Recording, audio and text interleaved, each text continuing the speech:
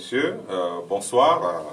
Soyez la bienvenue à votre émission donc de dimanche ce soir sur la RBN 102.5 et comme vous pouvez le voir aussi en direct sur Facebook, il faut annoncer, Gospel Time, donc c'est une émission du ministère Christianisation des Nations et ça c'est tous les dimanches dès 19h.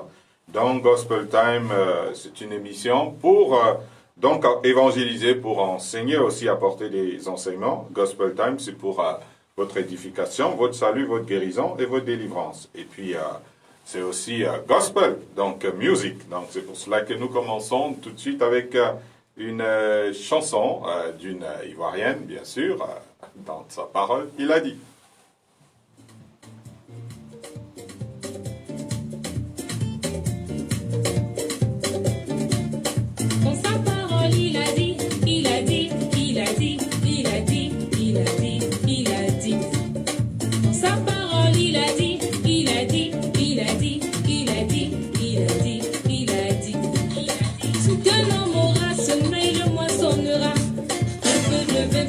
Toute la pâte, un peu de levain fait lever toute la pâte, un peu de levain fait lever toute la pâte. Mais il souffre aujourd'hui pour répondre l'évangile et annoncer à toutes les nations sa parole. Mais il souffre aujourd'hui pour répondre l'évangile et annoncer à toutes les nations sa parole.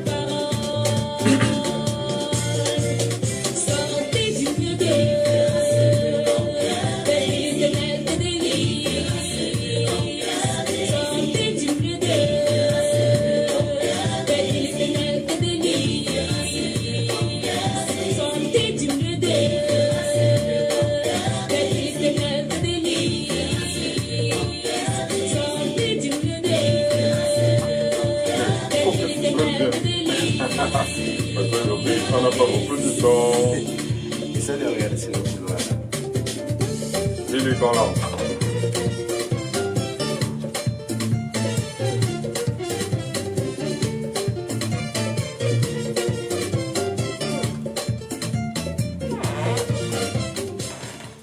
Alors voilà, nous sommes déjà en plein dans le gospel time. Vous pouvez participer à l'émission bien sûr par SMS au 699 52 60 40 ou alors au 677 65 53 21. Vous pouvez aussi intervenir par WhatsApp, donc au 674 59 80 06. Donc vos réactions sont également attendues en direct sur notre page Facebook. Vous pouvez vous connecter dès maintenant. Vous qui nous suivez à travers les ondes de la RBN, donc c'est aussi bien de pouvoir visualiser donc l'émission comme ça en direct sur Christianisation des Nations Facebook. Donc ce soir, je suis à la présentation, votre serviteur, le prophète apostolique Alain Joseph Assamba.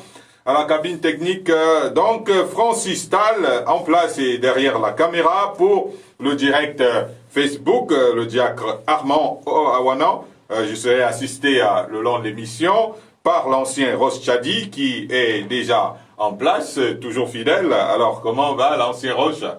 Bonsoir prophète apostolique, je me porte très bien par la grâce de Dieu. Amen. Alors donc nous avons aussi, vous pouvez fermer la porte, dans le pasteur Honoré et Somba qui est aussi avec nous, donc en place. Bonsoir pasteur. Bonsoir prophète apostolique et bonsoir à tout le monde, à cette merveilleuse équipe en studio et surtout à nos nombreux auditeurs qui sont de l'autre côté de la toile sur Facebook. Voilà, nous allons aussi commencer comme ça par le Seigneur lui-même, donc en faisant une prière. Roi de gloire, toi qui es vivant et Seigneur qui nous a confié une mission ô combien importante, Seigneur. C'est pourquoi nous voulons te recommander ces moments que nous voulons passer sous ta supervision et sous ta direction, Seigneur.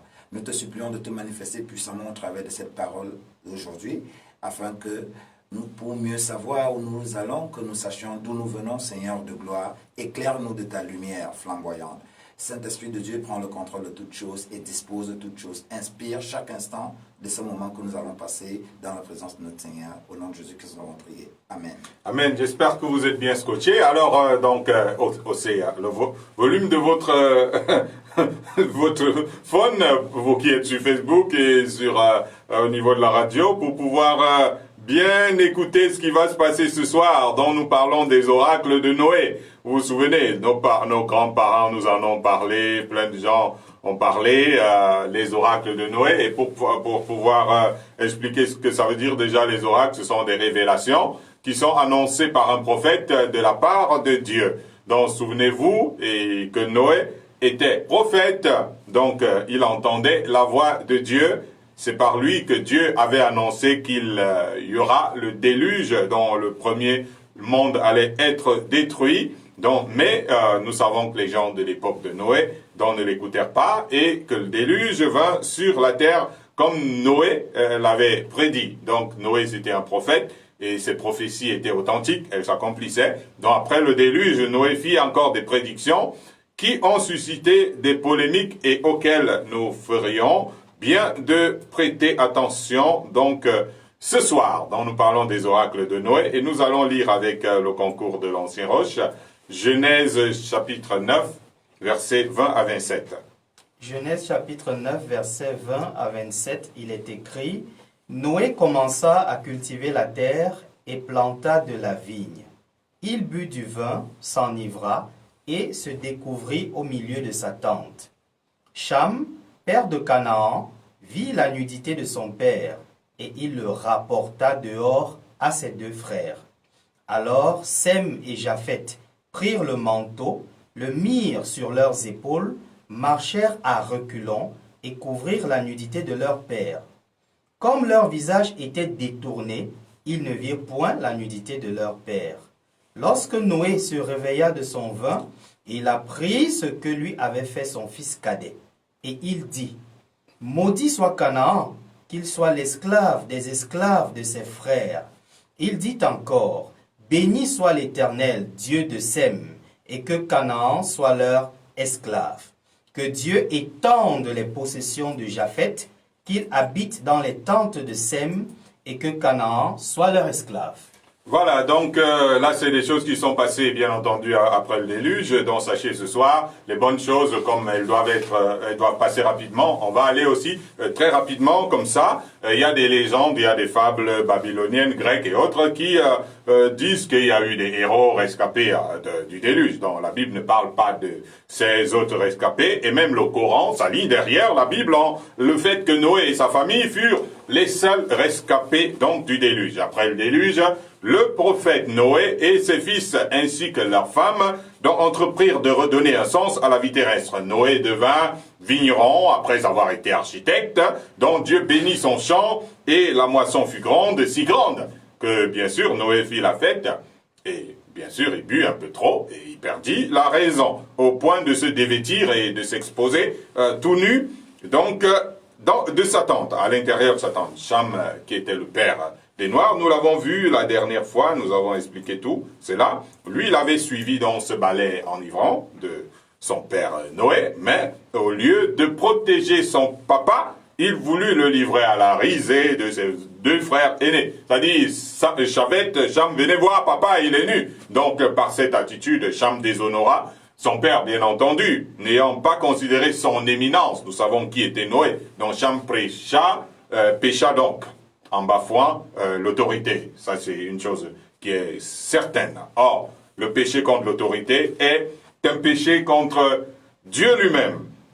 Et puis, nous regardons dans le même passage que les deux frères de Cham, les deux frères aînés, Cham, Japheth et Sem, eux, ils tinrent compte de l'autorité naturelle et spirituelle à la fois qu'incarnait leur père. Donc, au lieu d'arracher cette autorité dont ils auraient trouvé indigne le patriarche, ils entreprirent au contraire de la couvrir. Donc, ils ont pris un manteau, voilà, etc. Or, le manteau en lui-même symbolise l'autorité, bien sûr, en couvrant. Donc, leur père de ce manteau, ils montrèrent le caractère sacré de l'autorité qui incombe à Dieu seul et dont Dieu seul est en droit et à mesure de juger. Pour ainsi dire, l'action des deux frères aînés Donc, Sem et Japheth étaient honorables au plus haut point, contrairement à l'attitude désobligeante de Cham le cadet, donc, et le père de Canaan. Et donc, après que les effets de vin eussent disparu, il faut le dire, redevenu complètement lucide, le prophète Noé mis au courant des œuvres de ses trois fils, donc comment Cham s'était comporté, comment Sem et Japheth se sont comportés de leur côté, chacun en particulier, il prophétisa dans Noé sous l'impulsion du Saint-Esprit. Souvenez-vous que la colère de l'homme n'accomplit pas la justice de Dieu. Ça, c'est très important de partir sur cette base. Dans l'esprit du prophète aussi, est normalement soumis au prophète, dont Noé s'est mis à dire des paroles qui auraient des portées séculaires, voire millénaires sur Japheth, sur Sem, et étonnamment, non pas sur Cham, mais sur Canaan. Il garda le silence au sujet de Cham le moqueur. Ça, c'est la première des choses qui est une lecture très claire lorsque nous lisons Genèse. Donc, le petit-fils de Noé, et en même temps, c'est vrai, le Benjamin de Cham, qui jusqu'ici n'avait encore rien fait de mal. Donc, si quelqu'un intitulait ce passage la colère de Noé, cela ne pourrait pas vraiment se justifier, car aucune parole n'a été dite absolument sur Cham. Quand quelqu'un est en colère contre l'autre, il va vociférer des paroles contre lui, il ne va pas garder silence. Donc Noé, lui, il s'est tu en ce qui concerne donc Cham. Ce qui prouve que Noé ne réagit pas par rapport à son fils cadet, au contraire, à son sujet, il ne dit rien du tout. Donc celui qui s'est moqué de moi là, je dis rien. Donc c'est un peu comme si Noé n'était pas concerné par ce qui s'était déroulé pendant qu'il était ivre. Peut-être que Dieu lui avait dit quelque chose sur Cham. Et donc, peut-être, comme il n'était pas content de Cham, il a préféré ne rien dire du tout. Donc, en tout cas, il n'a pas parlé ni en bien, ni en mal de Cham ce jour-là. Et quand nous faisons une lecture de la prophétie de Noé, on se rend compte que Japheth et Sem auraient reçu la bénédiction comme résultat et immédiat de leur acte louable. Mais ça reste encore à prouver pour un prophète qui dit souvent des choses qui ne sont pas montées dans le cœur de l'homme, dans la révélation. Je pense que Noé était une fois de plus en proie à des visions, lui qui avait pour réputation de voir les choses et de les dire avant qu'elles n'arrivent. Dans les oracles de Noé, on remarque que Noé déclare « Béni soit l'Éternel, le Dieu de Sem ». Donc, bien que Dieu soit le Dieu de tous les hommes, il serait en particulier celui de Sem. Abraham, Isaac, Jacob n'étaient-ils pas de la postérité de Sem? On allait dire plus tard Dieu d'Abraham, Dieu d'Isaac, Dieu de Jacob, Dieu d'Élie, donc Dieu de Sem. Alors, le voir, le Dieu d'Israël, le Dieu de Moïse, le Dieu d'Élie, etc. Jésus lui-même dira plus tard, le salut vient des Juifs. Donc, d'ailleurs, la plupart des religions que nous connaissons aujourd'hui dans le monde viennent des descendants de Sem. Les Hébreux, par lesquels sont venus le judaïsme, et le christianisme, ou les Arabes, par lesquels sont venus l'islam, et bien sûr la foi Bahaï, ou donc les Assyriens, communément appelés la race jaune, par lesquels est venu le shintoïsme, car en réalité, ce qu'on appelle le bouddhisme, il faut le savoir, en ce jour, a des origines indiennes. Donc Gautama, qui est alias Bouddha, qui signifie, qui veut dire l'illuminé, était de l'Inde, mais cette croyance est plus répandue dans la race jaune. Donc, pourquoi est-ce que Noé n'avait-il pas dit Dieu de Japheth? Ça reste une question, alors que Japheth était l'aîné et en même temps celui qui avait entraîné Sem à couvrir la nudité du père, mais il n'a pas dit de Dieu de Japheth. Donc Japheth, pour avoir entraîné Sem à couvrir leur père, devrait avoir la prééminence sur les affaires divines, étant l'aîné aussi. Donc si Noé était en train de parler par rapport à ce qui s'était passé pendant qu'il était sous, Sem était simplement le choix de Dieu, donc, et non de Noé. C'était pas le choix de Noé. Donc, Dieu choisit qui lui plaît, il faut le dire, ce n'est point par les œuvres, afin que nul ne se glorifie, comme nous le dit bien l'apôtre Paul. Donc, Sem deviendrait le canal élu par lequel Dieu allait se révéler à notre monde. Noé dit aussi que Canaan soit leur esclave.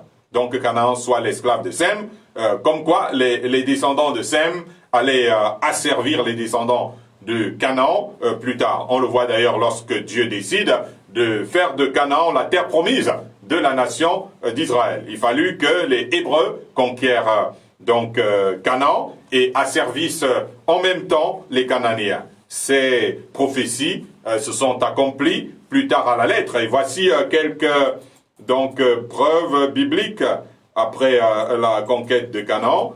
Nous pouvons lire ce passage, Josué, je ne sais pas si c'est possible de lire comme ça rapidement, Josué 17, verset 13.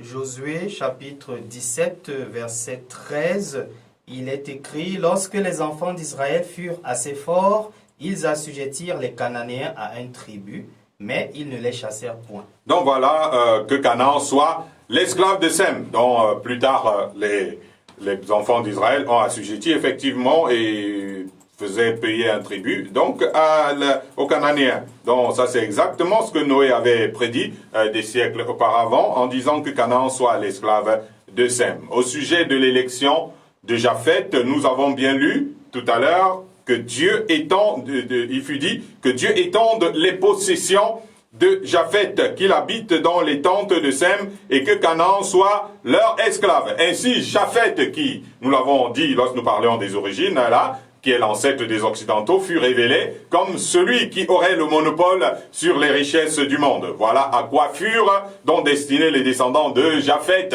dont les Occidentaux domineraient matériellement le monde, même s'il a fallu des impérialismes, comme qui dirait des colonisations, voire la ruée vers l'ouest.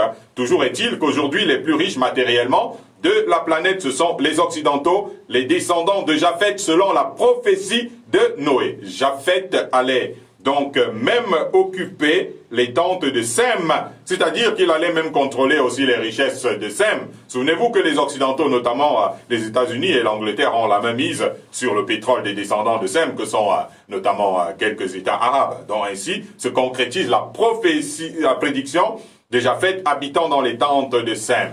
Toujours au sujet de cette mainmise de Japheth sur Sem, Jésus disait plus aux Juifs à propos des taxes et des impôts à donner à César. Les Juifs sont les descendants de Sem, César est descendant de Japheth. Donc, donner à César ce qui est à César. Évidemment, Canaan serait leur esclave. On a vu la conquête des Indes par les Occidentaux, notamment les Anglais, après Alexandre le Grand, à l'époque de l'hégémonie grecque, et la réduction des Indiens à un moment donné à l'esclavage jusqu'au temps de l'abolition. Nous n'avons peut-être pas précisé que les Indiens, hindous et autres sont descendants de Canaan. Or, Canaan est le fils cadet de Cham, c'est pourquoi on trouve des Noirs en Asie. C'est le 4e spécimen de la race noire qui s'est retrouvé plus tôt du côté du continent qui était destiné à Sem. Mais qu'a fait Canaan? Qu'a fait Canaan pour endurer des prédictions aussi lugubres pour sa race? Maudit soit Canaan. Qu'est-ce que Canaan a fait? Était-ce la punition de l'iniquité des pères sur les enfants? C'est normal que nous nous posions une telle question. Je reviens sur le fait, lorsque Noé fit ses oracles, il n'était plus sous, mais en proie à des visions futures, comme il en avait souvent eu. Noé entrevit l'avenir de Canaan, fils de Cham, celui qui s'étendit du côté de l'Orient. Noé vit sa postérité plongée dans une terrible malédiction. Il est vit réduit en esclave tant des Sémites que des Occidentaux. Qu'est-ce qui justifie cette malédiction, si ce n'est pas le péché de Cham, puisque aucune parole bonne ou mauvaise ne fut prononcée sur la personne de Cham, malgré son péché, contre son père. Allons donc savoir la réalité de la vision de Noé sur la postérité de Canaan maudit. Canaan maudit, vrai, c'est la vérité, c'est ce que la Bible nous dit, et nous allons souffler avec une merveilleuse musique de Marie Lissom.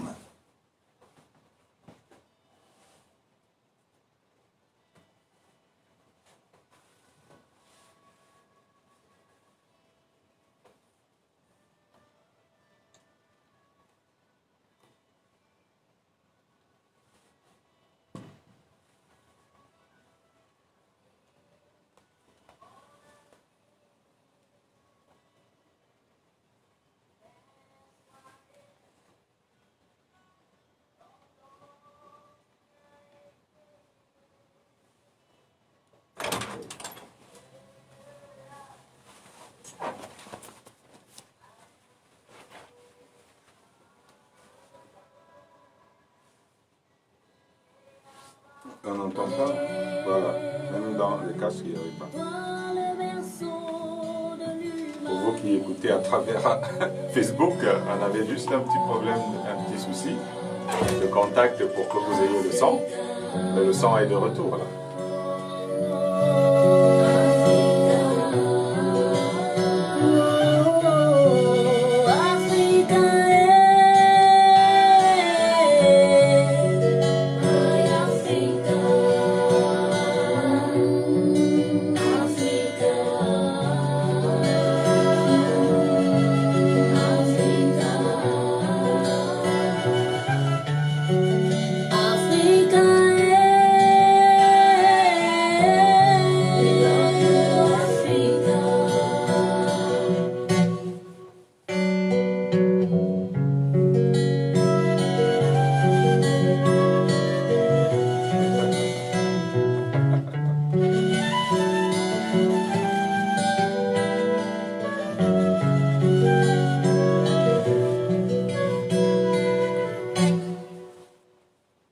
Afrique, dis-moi Afrique. Donc vous pouvez réagir sur Facebook, hein. Donc vous voyez en direct par les images, donc vous pouvez réagir. Donc poser des questions, dire des remarques, est-ce que ça vous intéresse? Ça c'est important que nous sachions que ça vous intéresse aussi, hein.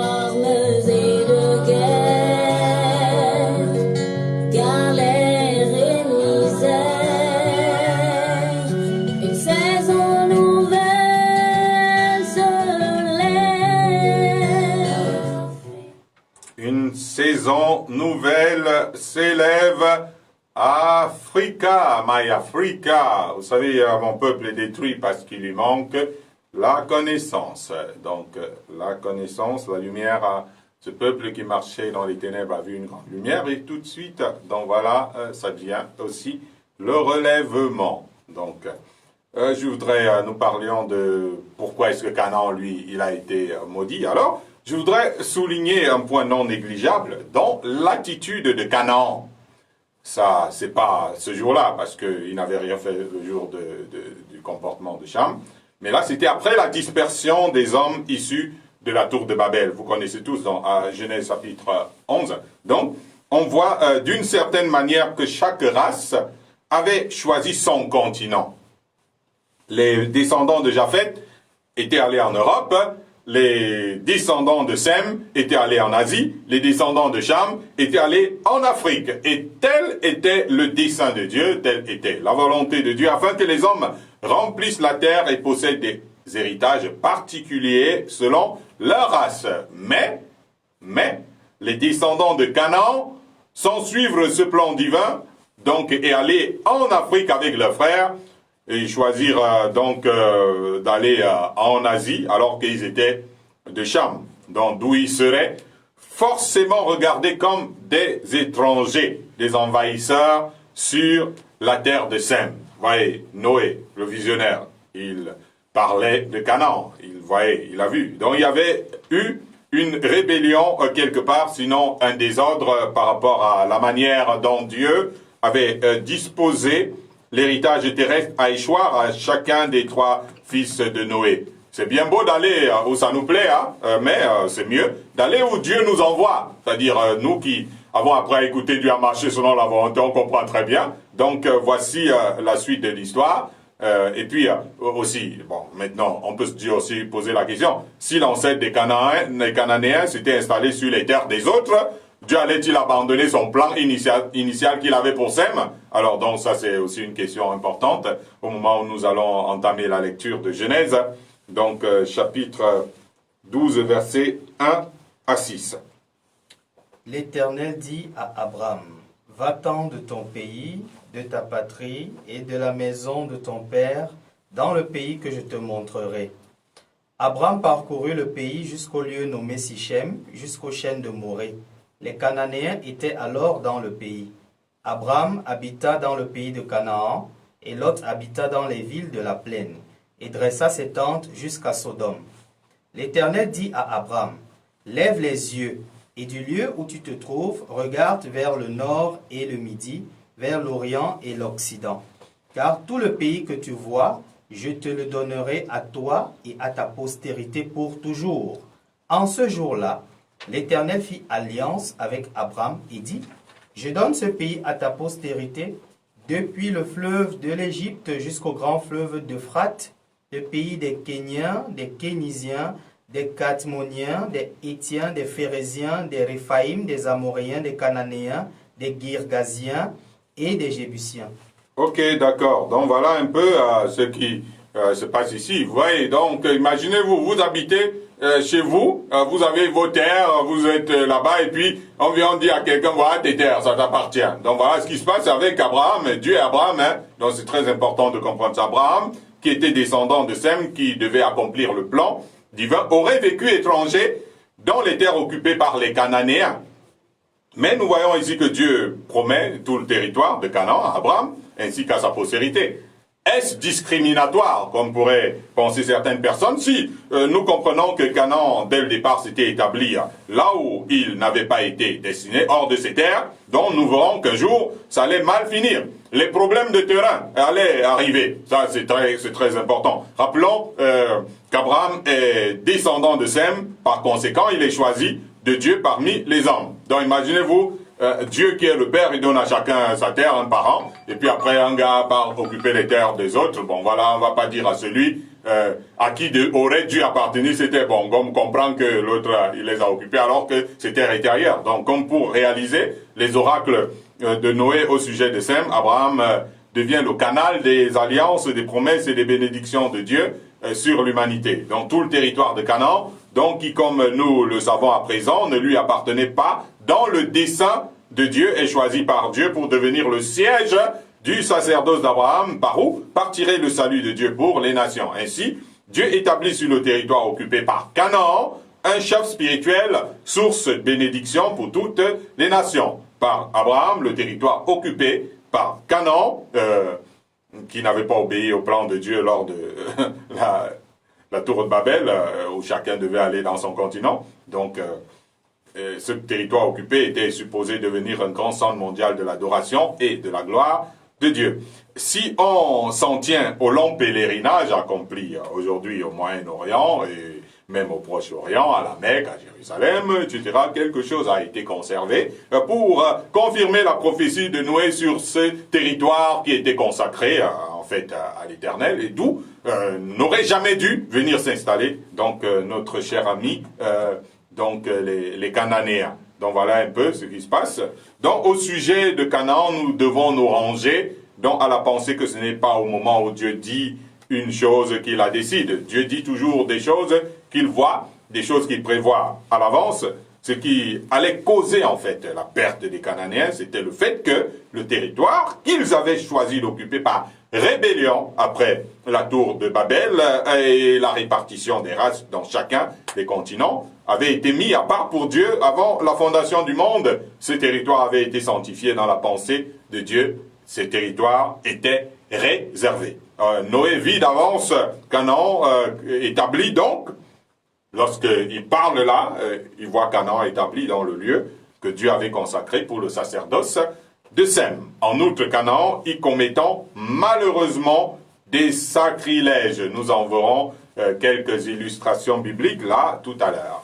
Oui, nous allons voir quelques illustrations bibliques tout à l'heure, mais avant, nous allons consommer sans modération cette merveilleuse chanson de Maman Esaïe intitulée « Meyem ».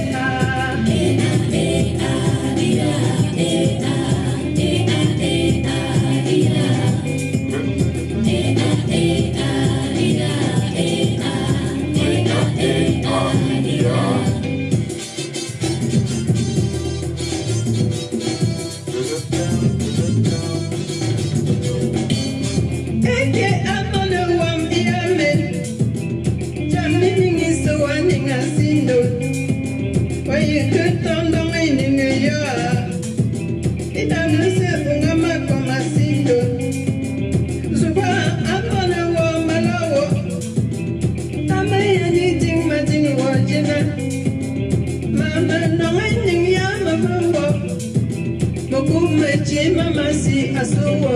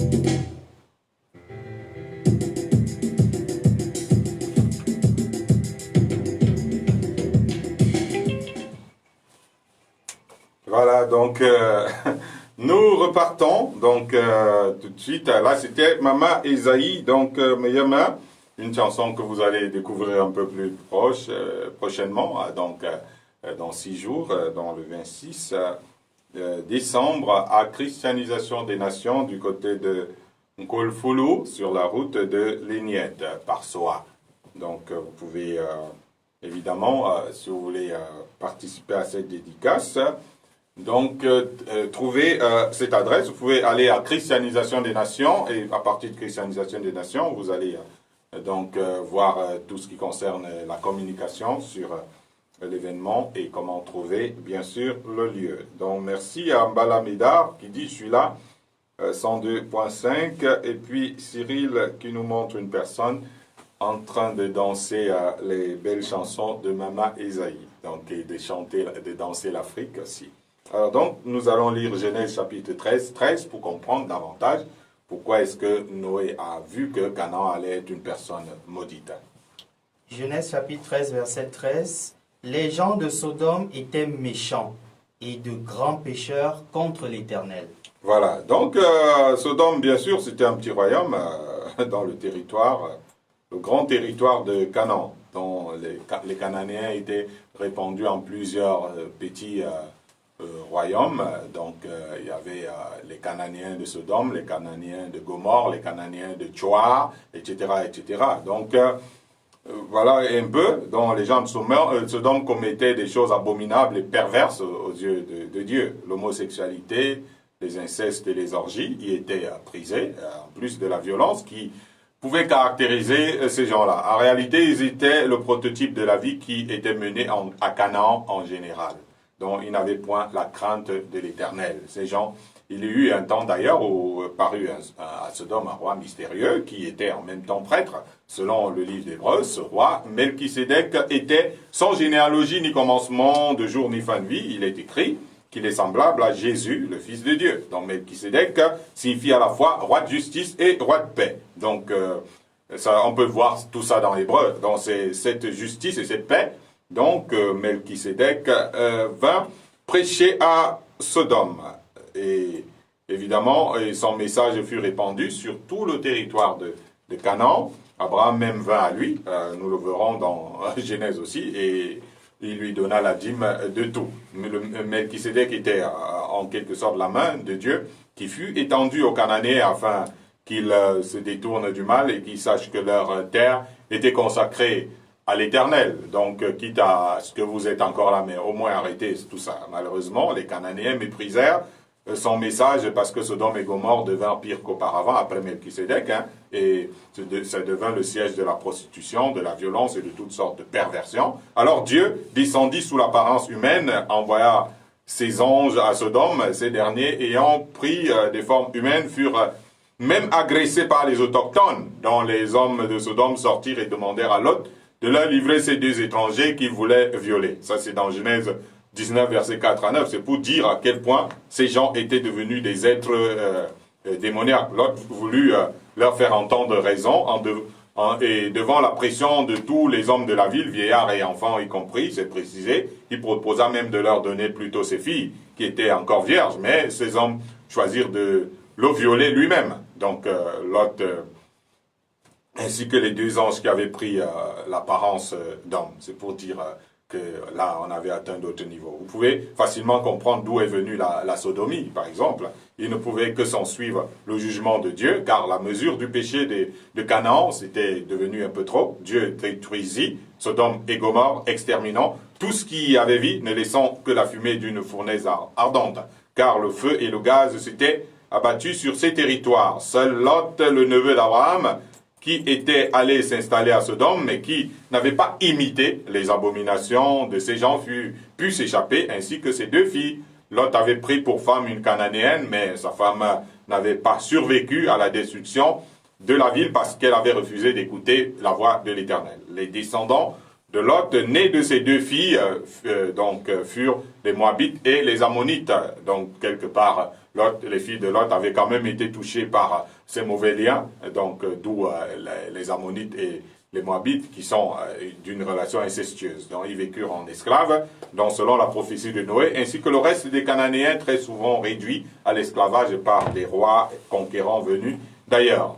Pour Cham, il y eut un silence total de la part de Noé concernant son avenir. Ça, on ne vous le fait plus dire. On ne peut pas vraiment affirmer que la malédiction de Canaan était étroitement liée à l'attitude irrespectueuse de Cham. Néanmoins, aux yeux de Dieu, une seule âme vaut plus que le ciel et la terre. Dieu n'aurait jamais supporté d'effacer à toujours la mémoire de Canaan, donc à cause de sa violation d'un territoire sacré. Donc ça, c'est ce qu'il faut retenir dans la pensée de Dieu. Ça dit Canaan a fait donc des abominations, les horreurs et tout ce que vous savez.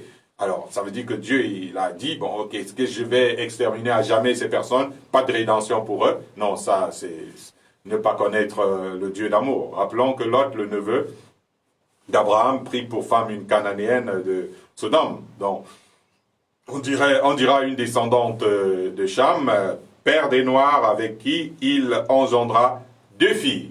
Une de ces filles est l'ancêtre des Moabites, comme quoi les Moabites sont à la fois descendants de Sem et de Cham. Dans le livre de Ruth, on découvre que Ruth était Moabite, c'est-à-dire c'est l'un des rares livres dans la Bible qui porte le nom d'une femme, Ruth, et puis on dira aussi Esther. Donc, or, Ruth la Moabite était la grand-mère du roi David, lisez Ruth et vous allez le comprendre. Elle était aussi l'arrière-grand-mère du roi Salomon. C'est des reins de Ruth la Cananéenne et la descendante de Cham que naquirent les grands rois d'Israël. C'est de la lignée de Ruth qu'étaient David, Salomon et plus tard Jésus-Christ. Il faut le dire, Jésus vient de Juda. En écrivant sur la généalogie de Christ, l'apôtre Matthieu, nous allons le lire. Matthieu prend bien soin d'écrire cette généalogie dans Matthieu 1, versets 1 à 16. Matthieu chapitre 1, verset 1 à 16, il est écrit « Généalogie de Jésus-Christ, fils de David, fils d'Abraham. Abraham engendra Isaac, Isaac engendra Jacob, Jacob engendra Judas et ses frères. Judas engendra de Tamar Pharès et Zara. Pharès engendra Esrom, Esrom engendra Aram. Aram engendra Aminadab, Aminadab engendra Naasson. Naasson engendra Salmon, Salmon engendra Boaz de Rahab. Boaz engendra Obed de Ruth. Obed engendra Isaïe, Isaïe engendra David. Le roi David engendra Salomon de la femme d'Uri. Salomon engendra Roboam. Roboam engendra Abia. Abia engendra Asa. Voilà, nous allons nous arrêter à Isaïe qui engendra David jusqu'à Jésus. Alors, donc ça c'est très important. Donc, on se rend compte que les noms de femmes ne sont pas prononcés dans la généalogie de Christ, nous l'avions dit tout à l'heure, sauf Tamar et Ruth. Donc, dans l'Ancien Testament, on ne met que les noms des hommes, et tous ces hommes sont des Juifs.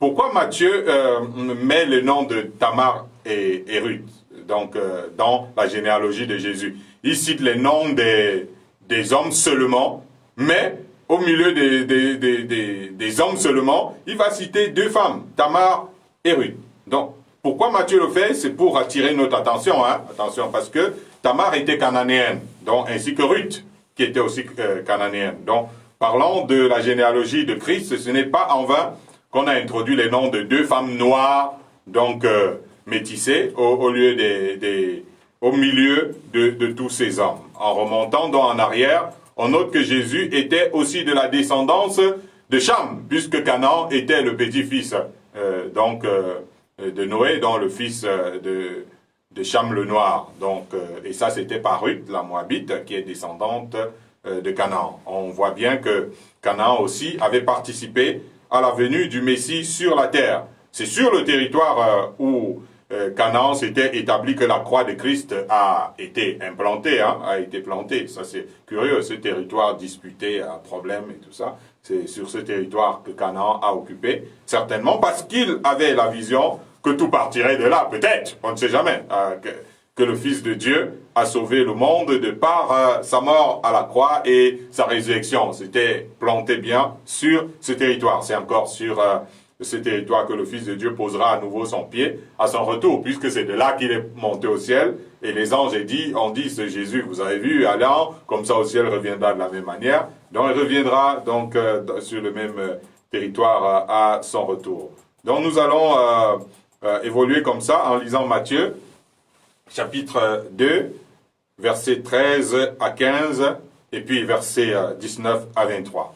Matthieu chapitre 2, versets 13 à 15. Lorsqu'ils furent partis, voici, un ange du Seigneur apparut en songe à Joseph et dit, « Lève-toi, prends le petit enfant et sa mère, fuis en Égypte, et reste-y jusqu'à ce que je te parle, car Hérode cherchera le petit enfant pour le faire périr. » Joseph se leva, prit de nuit le petit enfant et sa mère, et se retira en Égypte. Il y resta jusqu'à la mort d'Hérode, afin que s'accomplisse ce que le Seigneur avait annoncé par le prophète. « J'ai appelé mon fils hors d'Égypte. » Versets 19 à 23. Quand Hérode fut mort, voici, un ange du Seigneur apparut en songe à Joseph en Égypte, et dit, « Lève-toi, prends le petit enfant et sa mère, et va dans le pays d'Israël, car ceux qui en voulaient à la vie du petit enfant sont morts. » Joseph se leva, prit le petit enfant et sa mère, et alla dans le pays d'Israël. Mais, ayant appris qu'Archélaüs régnait sur la Judée à la place d'Hérode son père, il craignit de s'y rendre, et, divinement averti en songe, il se retira dans le territoire de la Galilée, et vint demeurer dans une ville appelée Nazareth, afin que s'accomplisse ce qui avait été annoncé par les prophètes. Il sera appelé Nazaréen. Donc voilà, donc ce passage nous montre combien Dieu prévoit toutes choses d'avance et il veille à ce que les choses s'accomplissent toutes à la lettre, les choses annoncées par les prophètes. Donc ainsi le parcours terrestre de Christ avant le commencement de son ministère public était tracé d'avance depuis l'Ancien Testament, depuis des prophéties. Jésus devait naître en Judée, notamment à Bethléem, ça c'est écrit dans l'Ancien Testament, ville de David. Jésus devait pendant quelque temps vivre en Afrique, et ça c'est aussi écrit dans l'Ancien Testament, donc Afrique mis ici pour Égypte, donc il devait vivre à Nazareth aussi, ça c'était aussi écrit dans l'Ancien Testament, et Dieu veilla à ce que toutes ces choses se réalisent, que Jésus naisse à Bethléem, qu'il grandisse en Afrique et qu'il continue sa vie du côté de Nazareth. Donc, aussi étonnant que cela puisse vous paraître, le Fils de Dieu, sauveur du monde en la personne de Jésus-Christ, avait passé les premières années de sa vie en terre africaine. Dans sa tendre enfance, ses premiers amis et voisins furent africains, dont certainement les premiers mots balbutiés par celui qui s'appelle la parole de Dieu furent égyptiens. Donc Joseph et Marie avaient assez de moyens pour vivre en Afrique parce qu'en dépit du fait que Joseph était charpentier, nous nous souvenons que ce couple avait reçu de riches présents des mains des illustres mages qui étaient venus d'Orient, entre autres de l'or, etc. Lorsque Jésus était encore un bébé, ils pouvaient donc séjourner tranquillement en Afrique jusqu'à nouvel ordre de la part du Seigneur. Voyez-vous, Jésus en Israël et Jésus en Afrique. Donc ça c'est très important. Jésus est venu en Afrique en fait pour accomplir la parole de Dieu.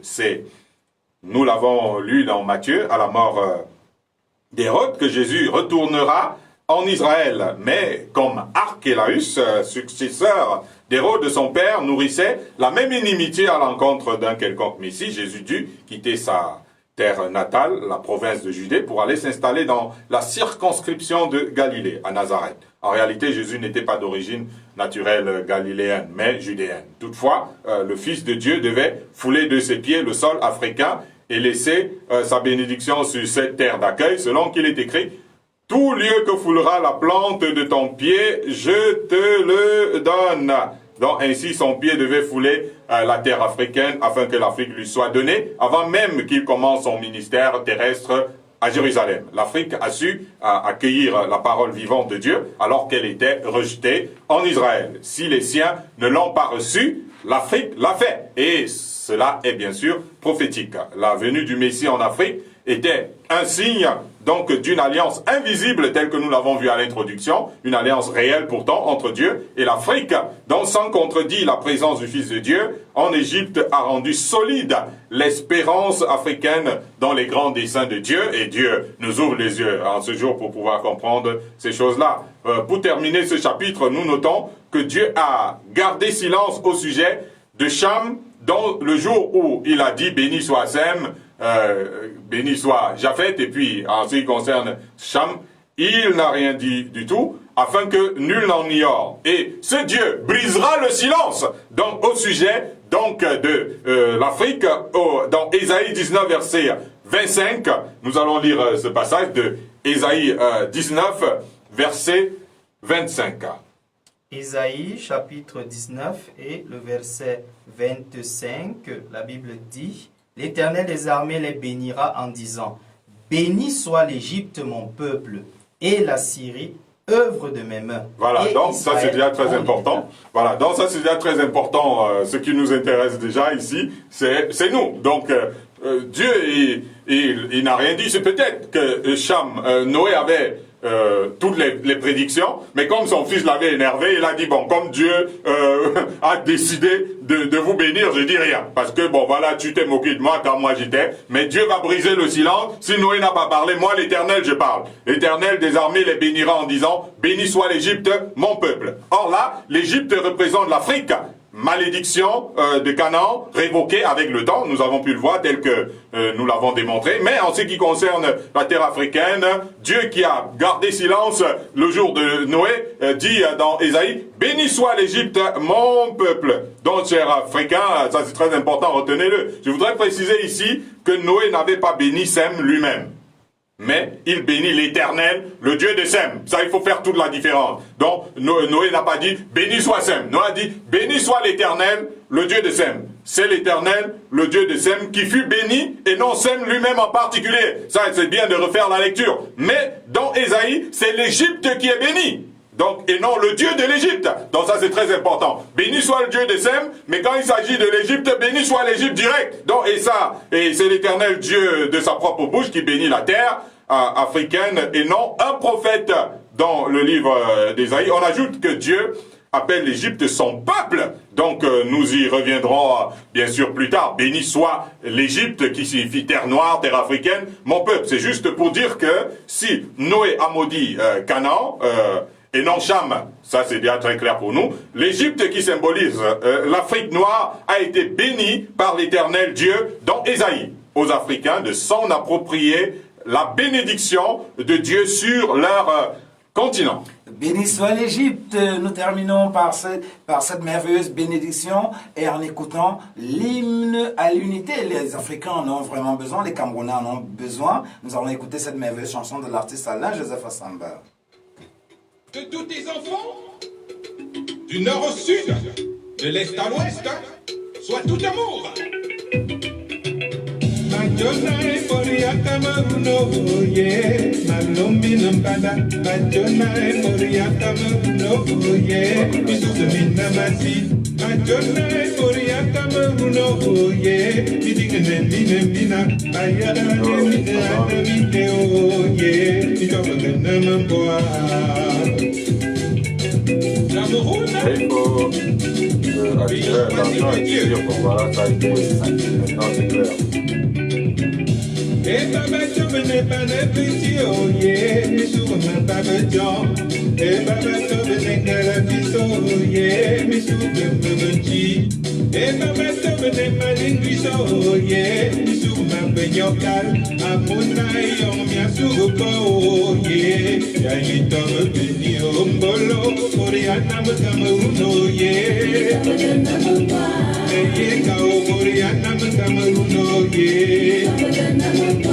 Amdaka Oriana Cameroun, oh yeah. Asalot Oriana Cameroun, oh yeah. Voilà, l'hymne de l'unité, c'est, vous voulez, ça c'est le nouvel album qui sort ce 26 décembre, samedi 26 décembre, donc à Christianisation des Nations. Donc cet album sera présenté en duo avec l'album de Mama et Isaïe. Donc c'est une galette musicale et nous vous invitons à venir découvrir, à venir soutenir, à venir acheter dans CD. On parle de l'hymne du Cameroun, ça c'est l'un des 12 titres donc de cet album. C'est tout un voyage donc de sonorité que nous vous invitons à venir découvrir donc dans 6 jours du côté de Christianisation des Nations au siège à Nkolfolo sur la route de l'Éniette pour ceux qui ne savent pas. Donc et puis vous pouvez continuer de prendre des renseignements à partir de notre page Christianisation des Nations. Je pense qu'il y a eu quelques réactions. J'arrive pas à me connecter, mais il y a des gens qui sont connectés là, Madame Dame. Donc bonsoir homme de Dieu, très grand message, que Dieu vous bénisse, Madame Essomba. Donc Madame Assamba, bonsoir aux serviteurs de Dieu en studio. Je remercie le Seigneur pour son passage sur notre continent. Et tout à l'heure, et puis Elisa, y est malé. Ah oui, et nous saluons aussi par la même occasion les Christian Zana qui est de l'autre côté sur la page Facebook. Nous saluons Nadine Tchadi, l'épouse de quelqu'un ici en studio. Et je pense que Luc Christian qui a posé sa question a reçu une réponse très claire pendant l'enseignement. Nous rappelons, vous pouvez toujours regarder l'émission en replay sur Facebook parce que l'émission est archivée sur Facebook. Ceux qui n'ont pas pu la prendre en direct aujourd'hui peuvent la revoir en n'importe quel moment. Ok, nous saluons comme ça en passant dans tous nos fidèles auditeurs. Nous avons encore 3 minutes, j'ai l'impression, 2-3 minutes ça, là. 3 minutes. Alors, donc, je ne sais pas s'il y a des réactions là tout de suite, en dehors de ceux qui sont en studio. Ah oui, moi la question que directement je veux poser, c'est incompréhensible. Pourquoi est-ce que les Africains sont si peu conscients de la réalité spirituelle des plans de Dieu pour l'Afrique?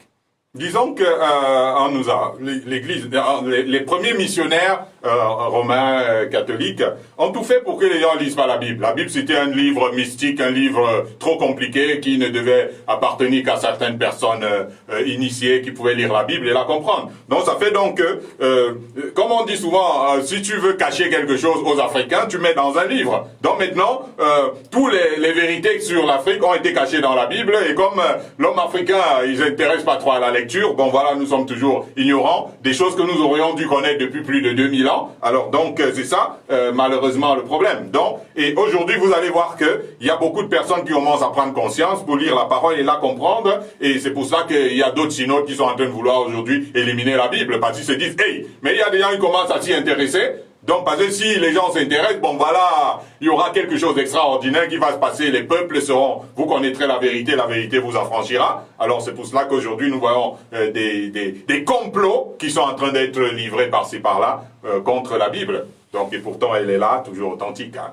On dirait que Dieu a utilisé Japheth comme un cheval de Troie. Japheth est venu en Afrique pensant venir exploiter les Africains à travers la Bible, mais il ne savait pas qu'il a pu apporter la réalité, la vérité aux Africains sans le savoir. Voilà, donc disons quand même qu'il faut dire que les gens dans l'Ancien Testament apportaient quand même, déjà Jésus disait, ils faisaient du prosélytisme. Donc il y avait un juif de prosélytisme, ils allaient un peu partout dans le monde. Donc si les Romains ne l'avaient pas fait, la Bible serait arrivée de toute façon en Afrique, parce que ça faisait partie du dessein de Dieu. Et donc maintenant, nous vous donnons rendez-vous pour la prochaine fois. Nous avons déjà eu à parler de beaucoup de thèmes, les origines des Africains, les oracles de Noé, le mystère a été élucidé. Nous ne sommes pas maudits en tant qu'Africains, nous avons été bénis. Béni soit l'Égypte, la terre africaine, mon peuple. C'est sur ces paroles que nous restons. Nous saluons toutes les personnes qui nous ont suivis. Donc sur Gospel Time, à travers Facebook, à travers Radio Bonne Nouvelle, nos fidèles auditeurs. Et puis vous pouvez continuer de poser vos questions 699 52 60 40 ou 674 59 80 06. Vous pouvez visiter notre chaîne YouTube Christianisation des Nations. Et nous vous invitons surtout à la dédicace des 2 albums des artistes Mama Esaïe, dont Mama ancienne dans la chanson, et votre serviteur Alain Joseph Assamba. Nous aimerons vous voir ensemble pour faire une très grande fête dans 6 jours, du côté de Nkolfulu. Bye bye.